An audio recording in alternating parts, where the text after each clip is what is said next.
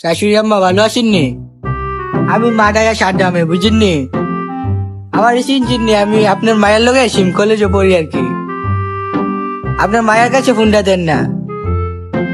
ও, আপনার মায়ের কাছে ফোনটা দেন, আপনার মায়েরে আমি ভালোবাসি বুঝেননি? ভালোবাসি আপনার মায়েরে।